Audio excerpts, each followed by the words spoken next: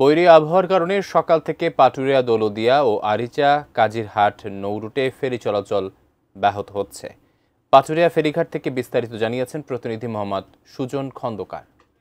ধন্যবাদ আপনাকে। আমি এই মুহূর্তে রয়েছি মানিকগঞ্জের পাটুরিয়া ফেরিঘাটে। আপনাকে একটা বিষয়ে জানিয়ে রাখতে চাই, আজ সকাল থেকে বৈরী আবহাওয়ার কারণে পাটুরিয়া দৌলতদিয়া এবং আরিচা কাজিরহাট নৌরুটে কিন্তু ফেরি চলাচল সমস্যা হচ্ছে। সকাল থেকে বৈরী আবহাওয়ার কারণে নদীতে প্রচুর পরিমাণ ঢেউর সৃষ্টি হয়েছে, সেই সাথে কিন্তু কারেন্ট রয়েছে, এই একটা সমস্যা। আরেকটা সমস্যা হচ্ছে যে আমি এই নৌরুটে যে সমস্ত যাত্রী রয়েছে তাদের সাথে কথা বলেছি, তারা আমাকে বলছে যে থেমে থেমে বৃষ্টির কারণে তাদের যে স্বাভাবিক জনজীবন রয়েছে সেখানে কিন্তু ব্যাহত হচ্ছে।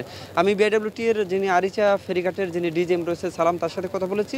তিনি আমাকে বলছিলেন যে ফেরি চলাচল মূলত বন্ধ হয়নি, কিন্তু বৈরী আবহাওয়ার কারণে ফেরি চলাচল মারাত্মকভাবে ব্যাহত হচ্ছিল। এই নৌরুটে বর্তমানে 17টি ফেরি, ছোট বড় মিলিয়ে মোট 17টি ফেরি চলাচল করছে। এই ছিল আমার কাছে সর্বশেষ।